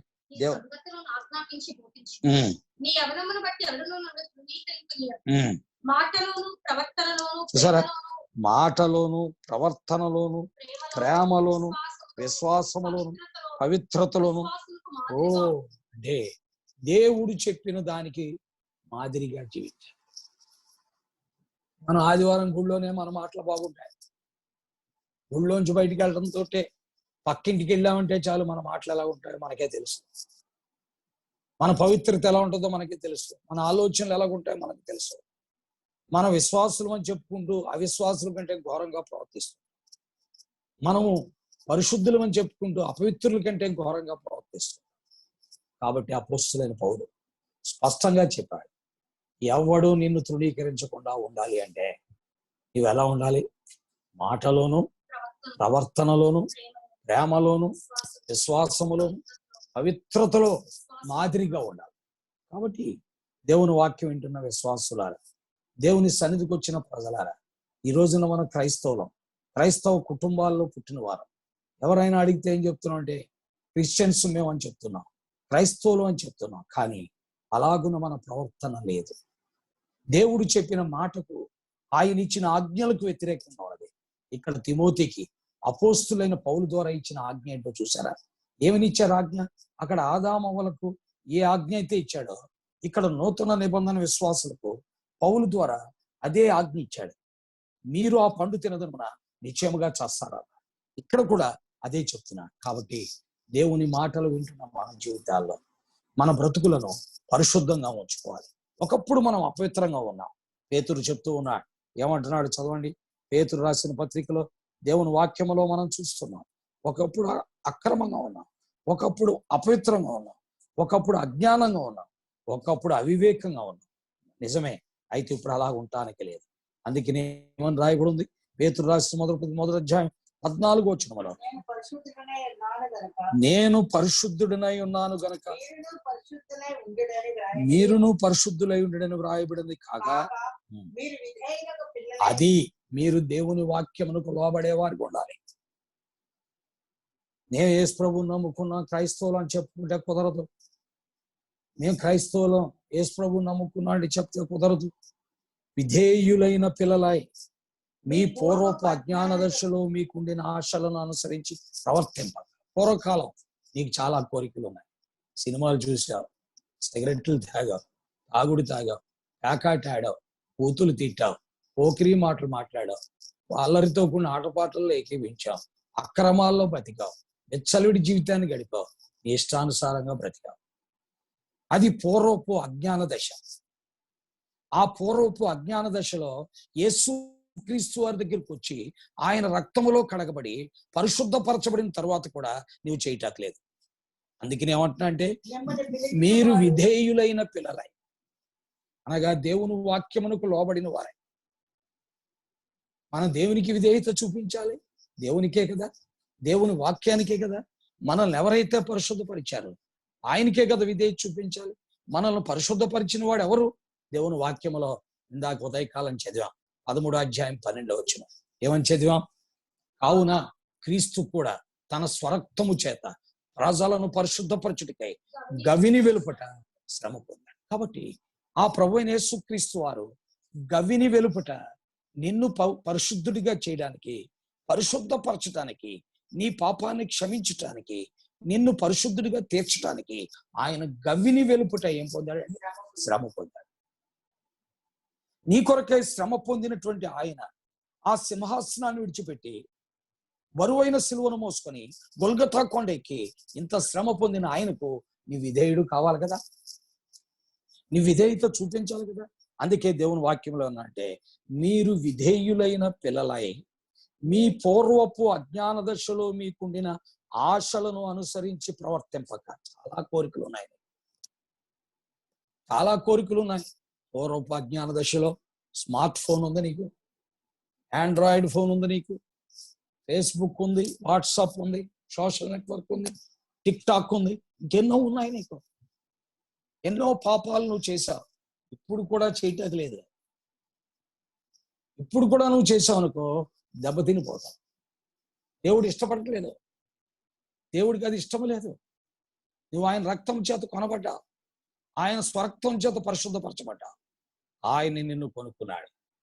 చాలా మంది అందుకని యేసు ప్రభువుని నమ్ముకోరు. ఏం బాబు ఎందుకు నమ్ముకోవట్లేదంటే, ఇప్పుడే నమ్ముకున్నా అంటే ఇవన్నీ వదిలేయాలి కదండి, ఇప్పుడే నమ్ముకుంటే ఇవన్నీ వదిలేయాలి కదా, అందుకని ఇవన్నీ చేశాక అప్పుడు నమ్ముకుంటాం అన్నాడు ఒక్కరోడు ఏమన్నా అంటే, ఇవన్నీ అయిపోయాక అప్పుడు నమ్ముకుంటాడు. చూడండి మా వాడు పక్కడు, ఆడు నమ్ముకున్నాడు కానీ ఏం లాభం, ఆడు నాకంటే ఘోరంగా ఉన్నాడు. ఎందుకంటే ఒక దైవజనుడు ఒక చోట దేవుని వాక్యాన్ని బోధిస్తూ ఉన్నాడు. ఒక యవనస్తుడు తగిలితే ఆ యవనస్తుడికి దేవుని వాక్యాన్ని బోధిస్తూ ఆ దైవజనుడు అన్నాడు, బాబు నువ్వు యేసు బాబుని ఎరుగుదు అని అడిగాడు. నువ్వు యేసు బాబుని ఎరుగుదు అంటే ఆడు తెలియకపోతు ఉన్నాడు, అక్కడ పడిపోయి ఉన్నాడు అక్కడ. అంటే యేసు బాబు అనే పేరుంది ఒకడికి, ఆడక్కడ తాగి పడిపోయి ఉన్నాడు. కాబట్టి నువ్వు యేసు బాబుని ఎరుగుదు అంటే యేసు బాబు తెలియకపోవటం ఏంటండి, ఆడక్కడ తాగి పడిపోయి ఉన్నాడు. అంటే నీ యొక్క ప్రవర్తన ద్వారా యేసు క్రీస్తుకి ఎంత అవమానం కలుగుతుందో నువ్వు గ్రహించావు.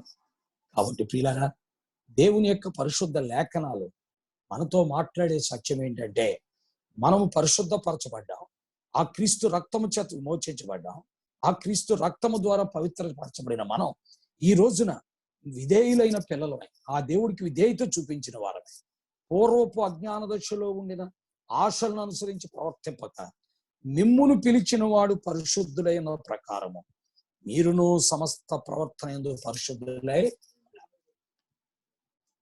అందుకనే మాటలోను, ప్రవర్తనలోను, ప్రేమలోను, విశ్వాసములోను, పవిత్రతలోను విశ్వాసులకు మాదిరిగా ఉండాలి.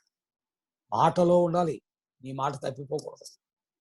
అలాగే ప్రవర్తనలో ఉండాలి, నీ ప్రవర్తన జాగ్రత్తగా ఉంచుకోవాలి. మూడవది ప్రేమలో ఉండాలి. దేవుణ్ణి ప్రేమించుట్లో నీవు చక్కటి మాదిరికరమైన వ్యక్తిగా ఉండాలి. దేవుణ్ణి ప్రేమించుట్లో నువ్వు మరొక దాన్ని ప్రేమించుకోవు. ప్రభువే నీ ప్రేమ అయి ఉండాలి. ఆయన్ను నువ్వు ప్రేమించినప్పుడు నువ్వు మరొక దాన్ని ప్రేమించిన. ఒక యవనస్తుడికి ఏమన్నంటే ఉత్తరం రాసి పెట్టింది. ఏమని పెట్టిందంటే ఐ లవ్ యూ అని పంపించింది ఒక యవనస్తుడు. ఆ యవనస్తుడు చాలా భక్తి కలిగినటువంటి విశ్వాసి, ప్రభువుని ప్రేమించేవాడు, ప్రభువుని వెంబడించేవాడు. అతడు అప్పుడు రెఫరెన్స్ పెట్టాడు. ఏమని పెట్టాడంటే, నీ దేవుడైన ప్రభువును పూర్ణ హృదయముతో, పూర్ణాత్మతో, పూర్ణ శక్తితో, పూర్ణ బలముతో, పూర్ణ వివేకముతో ప్రేమించవలెను అని పెట్టాడు. పిల్లరా, యేసుక్రీస్తును నమ్ముకున్న మనం, ఆయన రక్తము చేత పరిశుద్ధులుగా చేయబడినటువంటి మనం దేవుణ్ణి ప్రేమించాలి. అందుకనే మాటలోను, ప్రవర్తనలోను, పవిత్రతలోను, విశ్వాసములోను, ప్రేమలోను విశ్వాసులకు మాదిరిగా ఉండాలి. కాబట్టి దేవుని వాక్యం వింటున్న ప్రజలారా, అలాగున ఉండాలని దేవుడు కోరుకుంటున్నాడు. అలాగున దేవుని మహిమ కొరకై మన ఘటాలు కాపాడుకోవాలి. అందుకే దేవుడు మనల్ని పిలిచింది. ఆయన పిలిచింది ఎందుకు? ఊరికే కూర్చోబెట్టి మన మామూలుగా ఉండటానికి కాదు. కొరింథీయులకు రాసిన మొదటి పత్రిక 1వ అధ్యాయం 2వ వచనములో మనం చూస్తున్నాం. ఏమని రాయబడింది దేవుని వాక్యములో? కొరింథీయులకు రాసిన మొదటి పత్రిక 1వ అధ్యాయము 2వ వచనములో మనం చూస్తున్న సత్యం ఏంటంటే, స్పష్టం. కొరింథీలో ఉన్న దేవుని సంఘమును అనగా క్రీస్తు యేసునందు పరిశుద్ధపరచబడిన వారై పరిశుద్ధులుగా ఉండుటకు పిలవబడిన వారికి మనకును. కాబట్టి ఆయన మనల్ని పరిశుద్ధపరిచి దేనికి పిలిచాడంట? పరిశుద్ధులుగా ఉండుటకు పిలిచాడు. పాపులుగా ఉండటానికి పిలవలేదు, అపవిత్రులుగా ఉండడానికి పిలవలేదు, అక్రమస్తులుగా ఉండడానికి పిలవలేదు, అజ్ఞానులుగా ఉండడానికి పిలవలేదు, అవిధేయులుగా ఉండటానికి పిలవలేదు, పూర్వపు అజ్ఞాన దశలో చేసిన కార్యాలు చేయటానికి ఆయన మనల్ని పిలవలేదు. కేవలం ఆయన పరిశుద్ధుడు కాబట్టి మనం పరిశుద్ధులుగా ఉండటానికి ఆయన మనల్ని ఏం చేశాడండి? పిలిచాడు. అయితే ఇశ్రాయేలీయులు అలా లేరు. వారి జీవితంలో అపవిత్రులుగా ఉన్నారు. వారు మొదట చేసిన పాపం ఏంటంటే, నిర్గమాకాండం 32వ అధ్యాయంలో వారు ఆ దేవునికి విరోధముగా ఒక ఎద్దును చేసుకుని పూజించారు. అది వారు చేసిన పాపం. దేవుని వాక్యములో మనం చూస్తున్నాం, ఎద్దును ఆరాధించినట్లుగా చూస్తున్నాం. అలాగే సంఖ్యాకాండం 25వ అధ్యాయంలో మనం చూస్తుంటే వారు మరి మోయాబు రాండ్రుతో వ్యభిచరించారని చూస్తున్నాం. వారు చేసిన పాపాలు ఎన్నెన్ని విధాలుగా ఉన్నాయో కొరింథీయులకు రాసిన మొదటి పత్రిక 10వ అధ్యాయంలో మనం చూస్తాం. చూడండి వారు ఎన్ని పాపాలు చేశారో. కొరింథీయులకు రాసిన మొదటి పత్రిక 10వ అధ్యాయము మరి 7వ వచనం, జనులు తినుటకును త్రాగుటకును కూర్చుండి ఆడుటకును లేచిరని రాయబడినట్లు వారిలో కొందరి వలె మీరు విగ్రహారాధికులైండుకుడి, మరియు వారి వలె మనం వ్యభిచరించకుందాము. వారు కొందరు వ్యభిచరించి 3,000 మంది కూలిరి. మనము ప్రభువుని శోధింపకుందాము. వారిలో కొందరు శోధించి సర్పముల చేత ఏం చేశారండి? నశించారు. వీళ్ళందరూ ఎవరండి? వీళ్ళందరూ ఎవరు? మేఘములో బాప్తిసం పొందిన వారు, ఒకే బండలోని తాగారు, ఒకే ఆత్మలోనిది పానము చేశారు. ఈ విధముగా ఆ బండ అయిన క్రీస్తు అరణ్యములో వీరిని వెంబడించింది.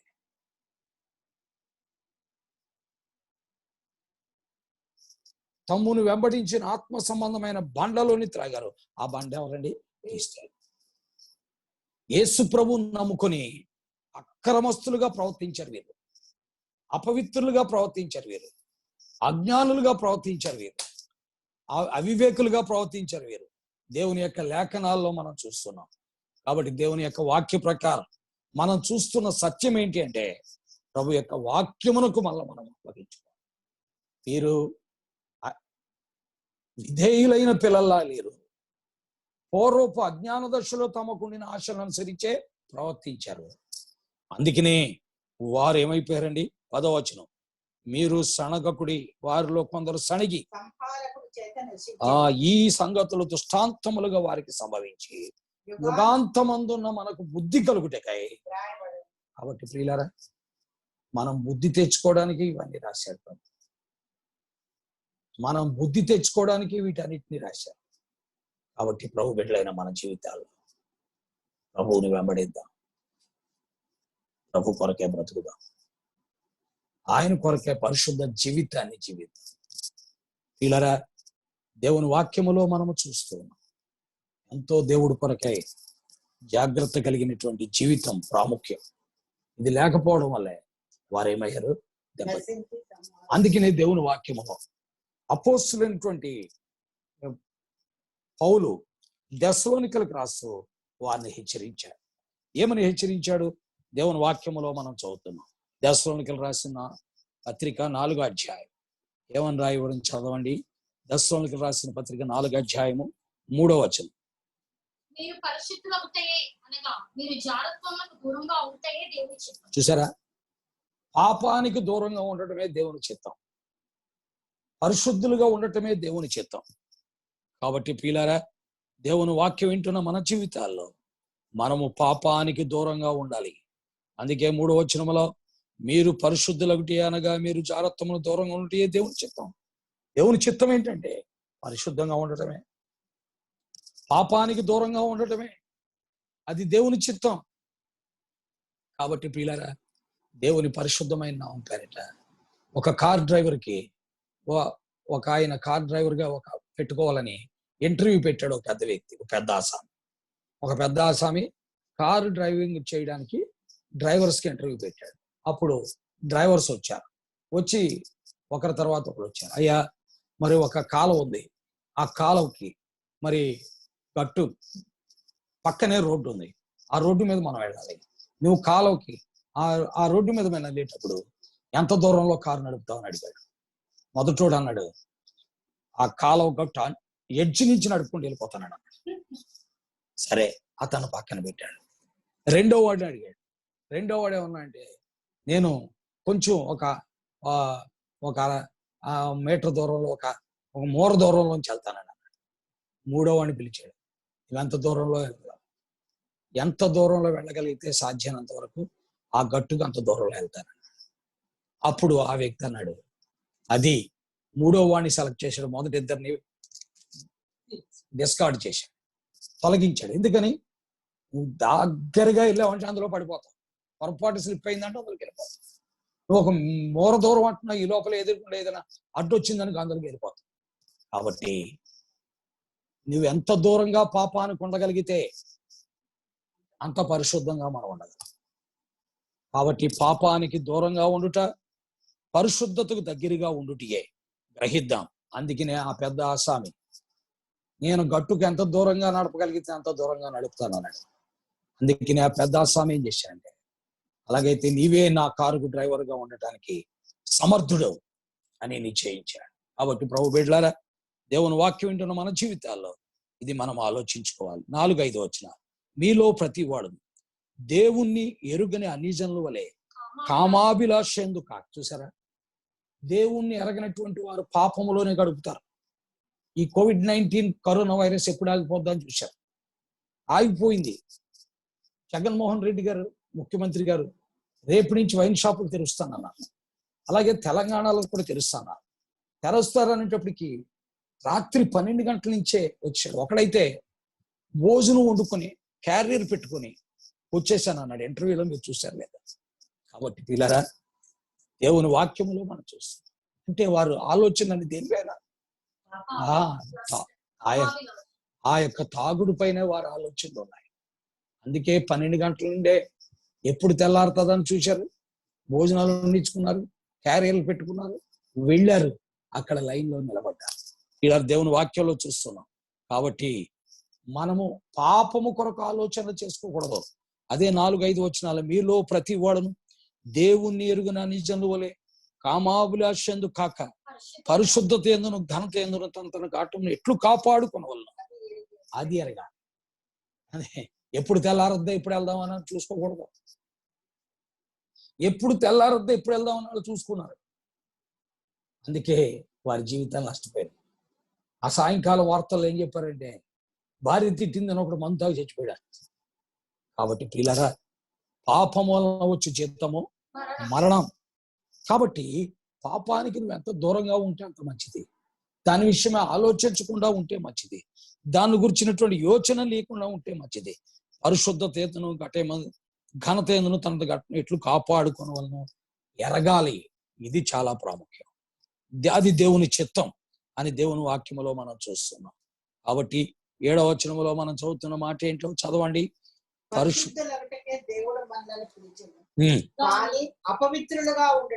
పిల్లరా, నిన్ను లోకములో నుండి వేరు చేసింది, పాపం నుండి వేరు చేసింది, ఈ భయంకరమైన రాబోయే ఉగ్రత నుండి, నరక శిక్ష నుండి నిన్ను వేరు చేసింది. ఎందుకంటే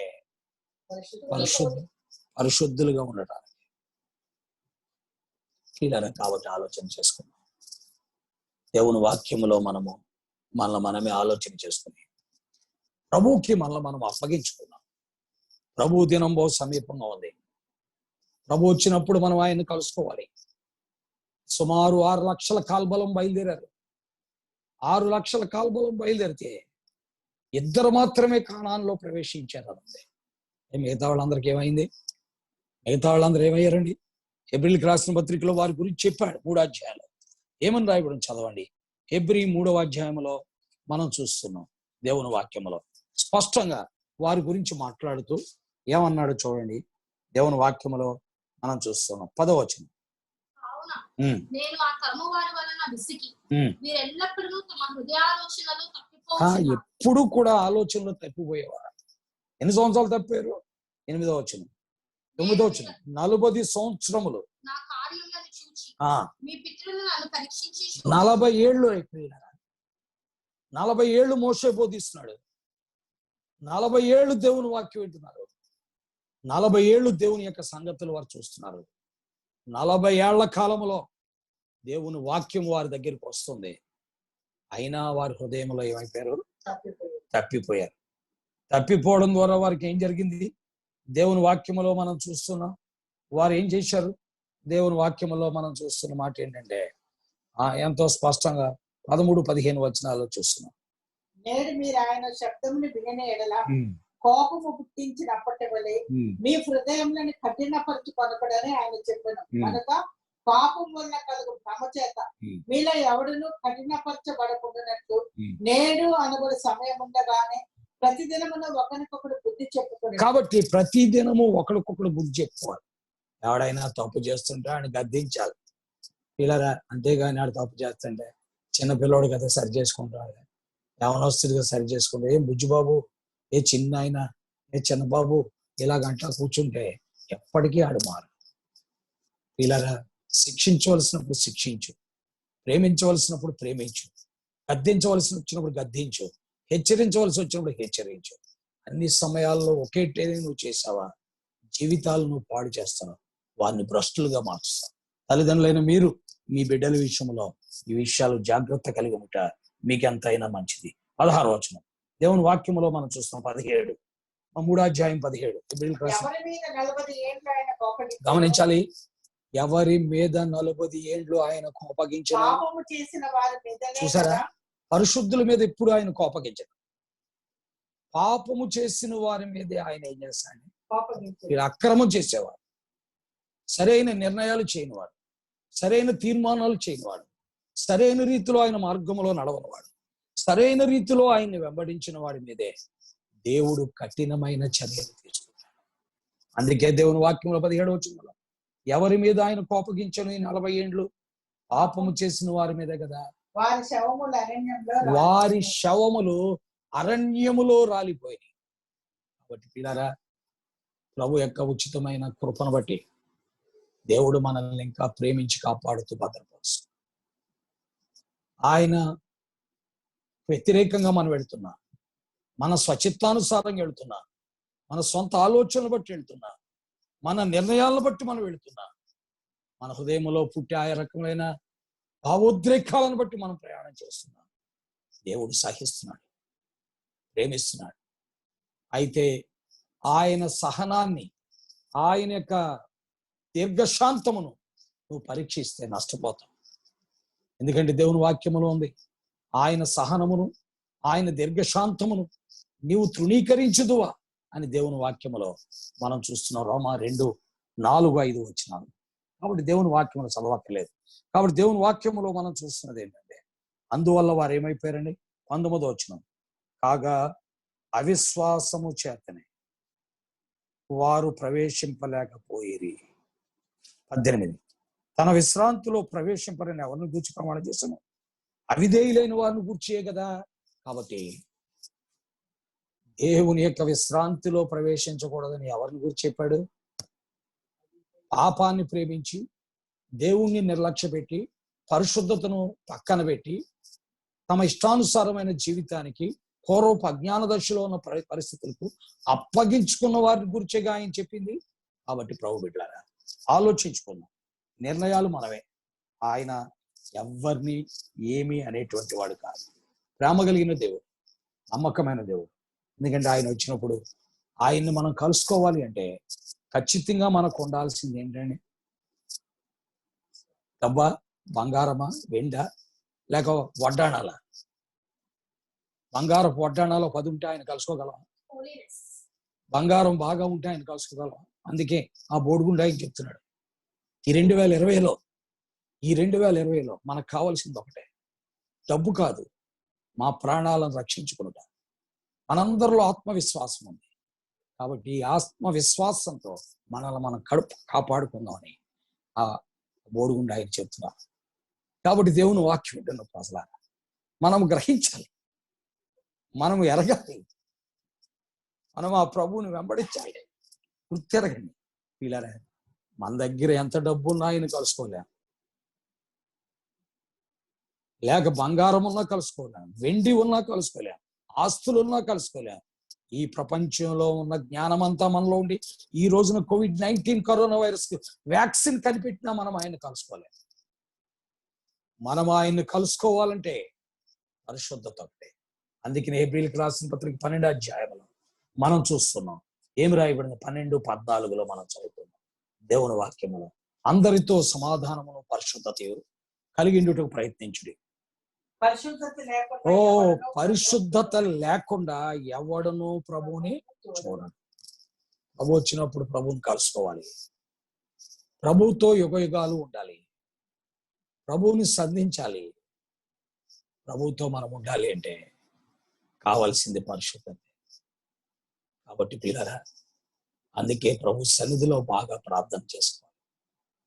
మనం తప్పిపోయే ప్రజలు, జారిపోయే ప్రజలు, మాటలో తప్పిపోతాం, ప్రవర్తనలో తప్పిపోతాం, విశ్వాసంలో తప్పిపోతాం, ప్రేమలో తప్పిపోతాం, పవిత్రతలో తప్పిపోతాం, మన యొక్క అడుగు జాడలన్నిటిలో కూడా తప్పిపోతాం. అందుకనే మనం ఎక్కువగా ప్రార్థన చేయాలి.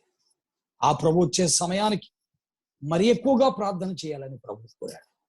ఎలాగ దేవుని వాక్యములో మనం చూస్తున్నాం. లూకాసు వార్త 21వ అధ్యాయం 36వ వచనములో మనం చదువుతుంటే అక్కడ రాయబడిన మాటలు స్పష్టంగా మనకు కనబడుతున్నాయి.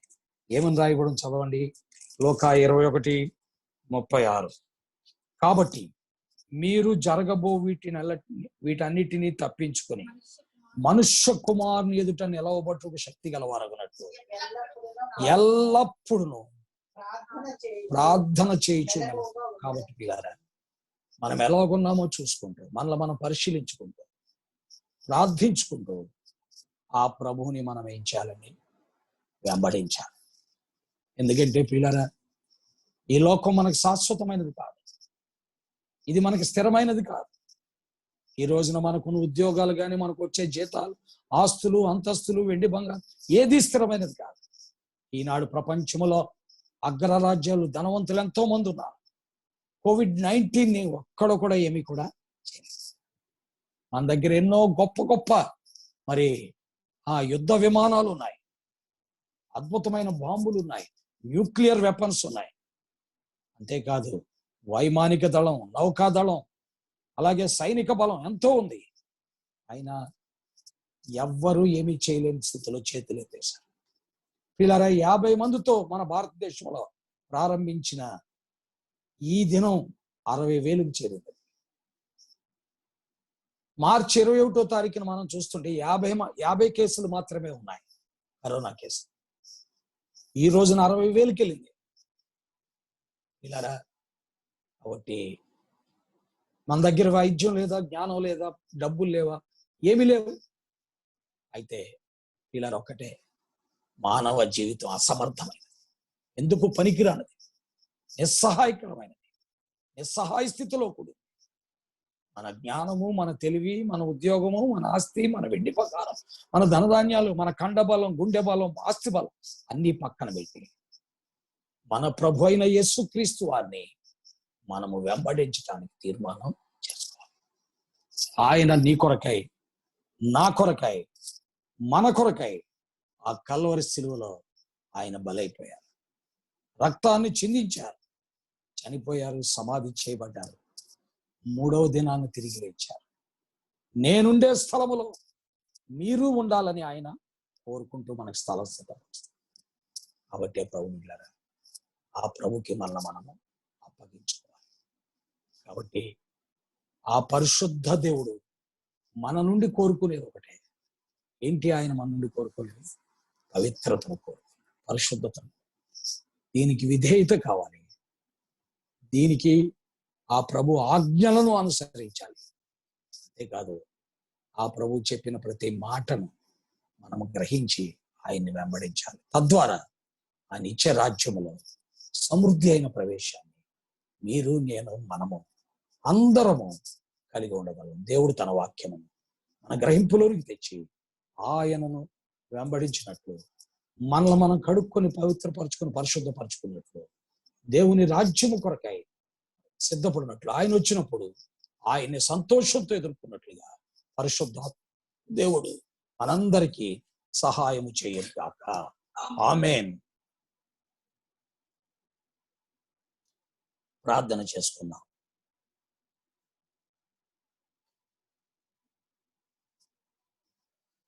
కొన్ని నిమిషాలు మనం పరిశీలించుకుందాం. ప్రియమైన దేవుని వాక్యమైన బిడ్డలారా, మనము దేవునికి విధేయులుగా బ్రతుకుతున్నామా? దేవుని వాక్యానికి విధేయులుగా బ్రతుకుతున్నామా? ఆయన ఆజ్ఞలను అనుసరించి బ్రతుకుతున్నామా? ఆయనను ప్రేమిస్తున్నామా? మన ప్రవర్తన ఆయనకు అనుకూలంగా మరల్చుకుంటున్నాము. ఆయన కోరుకునేది ఒకటే, మనము మాటలో, ప్రవర్తనలో, ప్రేమలో, విశ్వాసములో, పవిత్రతలో ఆయన అనుసరించాలని ఆయన కోరు. కాబట్టి యవ్వన బిడ్డలారా, ఎంతకాలం పాపాన్ని ప్రేమిస్తారు? ఇంకా పాపములోనే జీవిద్దాం అనుకుంటున్నారు, ఇంకా పాపములోనే జీవితాన్ని గడుపుదాం అనుకుంటున్నావా? ఎంతకాలం ఈ బ్రతుకు? తీర్మానించుకో, ప్రభువుకు అప్పగించుకో. ప్రభువు పాదాల దగ్గరికి రా, ప్రభువును ప్రేమించు, ప్రభువును వెంబడించు.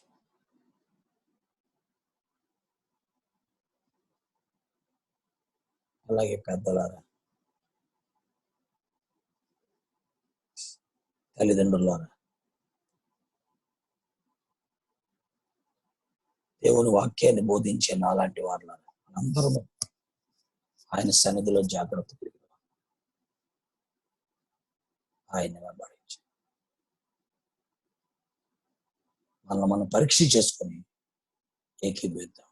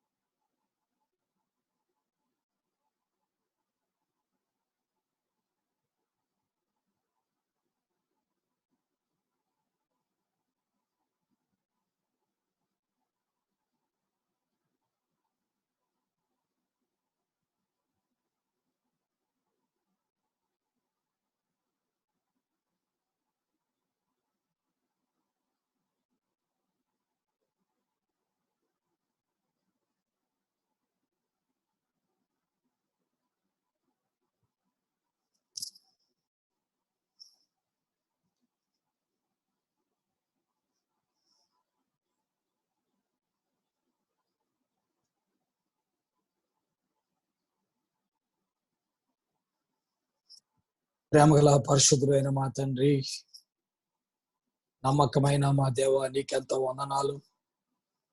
నీ యొక్క మహిమ కలిగిన మహోన్నతమైన నామం పేరిట మరొక శ్రేష్టమైన ప్రభు దినాన్ని మాకు అనుగ్రహించి, ప్రభువా మమ్మల్ని సజీవుల లెక్కల్లో ఉంచి సజీవులుగా నీ సముఖంలో చేరి మా స్థలాల్లో నిన్ను ఆరాధించడానికి మీరు ఇచ్చిన తరుణం కొరకు వందనాలు.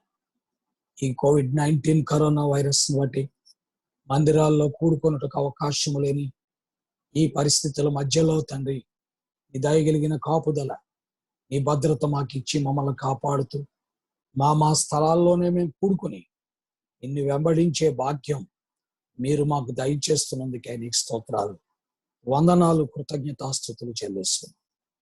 ఇప్పటికి తండ్రి 22వ తారీఖు నుండి తండ్రి నీ పరిశుద్ధమైన నామం పేరిట మందిరాల్లో కూడుకోవటానికి అవకాశం లేకుండా పోయింది. మార్చి 22, 29, అలాగే ప్రభువ మళ్ళా 3వ తారీఖు, అలాగే తండ్రి 5వ తారీఖు, ఆ తర్వాత 12వ తారీఖు, 19వ తారీఖు, 26వ తారీఖు, అలాగే ఈ దినం మళ్ళా మే 10వ తారీఖు ప్రభువ నీ సన్నిధిలో కూడుకునే పరిస్థితి లేకుండా ఈ విధంగా వారాలు గడిచిపోతూ ఈ అనుభవాలు మీరు మాకు ఇచ్చారు.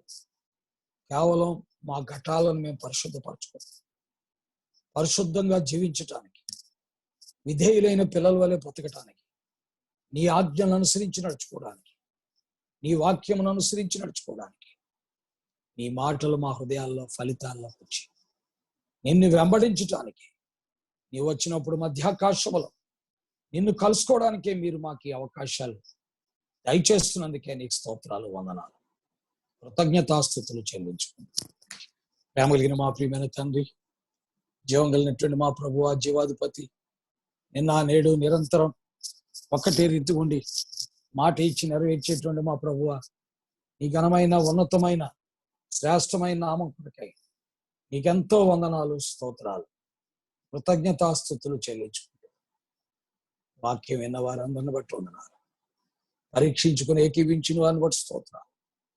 పేరు పేరు వరుసను మీరు దీవించండి, ఆస్వాదించి ఇంతవరకు మా సంఘాలు, మా సంఘ బిడ్డలందరినీ ఆయా స్థలాల్లో చెందిన వారు పేరు పేరు వరుసను మీరు కాపాడుతూ, భద్రపరుస్తూ, క్షేమమిస్తూ, నెమ్మదిస్తూ, నిర్వహిస్తూ, నడిపిస్తూ, కార్యము జరిగిస్తూ వచ్చిన విధానం కొరకై నీకెంతో వందనాలు, స్తోత్రాలు, కృతజ్ఞతాస్తుతులు చెల్లించి నిన్ను కీర్తించి ఆరాధన చేయించు.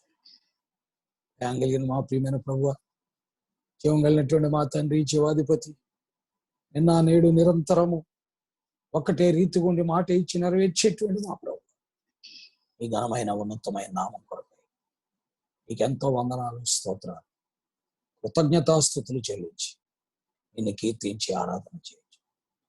ఎవరు బలహీనులుగా, రోగులుగా, స్వస్థతగా ఉన్నాను కనికరించి వృద్ధులపై నీకు అందృష్టి ఉంచండి, పిల్లలపై నీకు అందృష్టి ఉంచండి, 50 ఏండ్లు దాటిన వారిపై నీకు అందృష్టి ఉంచండి, గర్భిణీ స్త్రీలను మీరు జ్ఞాపకం చేసుకోండి. ఇంకా మా ప్రభువ, ఎవరెవరైతే ఆ రకమైన బలహీనతల్లో ఉండి నీ వైపు చూస్తున్నారో వారందరిపై నీకు అందృష్టి ఉంచండి, నీ కార్యాలు జరిగించండి, నీ నామాన్ని మహింపరచు. నీకే మహిమ, ఘనత, ప్రభావములు ఆరోపిస్తూ నీ పాద సాన్నిధ్యములో సాగిన ఈ ప్రభు దినములో ఈ రీతిగా సమకూర్పు మీరు ఇచ్చిన కారణాన్ని దర్శించండి. ఆయా స్థలాల్లో, గ్రామాల్లో, ఆయా చోట్ల చేరిన ప్రతి బిడ్డను కూడా మీరు దీవించి ఆశీర్వదించండి. యేసుక్రీస్తు వారి అత్యున్నతమైన, ఘనమైన, శ్రేష్టమైన, హెచ్చించబడిన, అద్భుతమైన, ఆశ్చర్యకరమైన, మహిమ కలిగిన మహోన్నతమైన నామమున స్తోత్రించి, ప్రార్థించి, ప్రతిమలాడి వేడుకుంటున్నాము తండ్రి, ఆమేన్. తండ్రి అయిన దేవుని ప్రేమ, ప్రభు అయిన యేసుక్రీస్తు వారి యొక్క అత్యున్నతమైన కృప, ఆయన పరిశుద్ధాత్మ యొక్క అన్యోన్య సహవాసము, సన్నిధి చేరువచ్చిన ప్రతి ఒక్కరికి, ఆయన నమ్మిన బిడ్డలకు, సకల పరిశుద్ధులకు చేరువచ్చిన వారందరికీ ఇప్పుడు ఎల్లప్పుడూ సదా తోడే కాపాడి, భద్రపరిచి, సంరక్షించి, నిర్వహించి నడిపించును గాక. ఆమేన్. ఆమేన్. అందరికీ వందనాలండి. Praise the Lord. దేవుడు మీకు తోడైనను గాక. దేవుడు మిమ్మల్ని కాపాడి సంరక్షించును గాక. Praise the lord.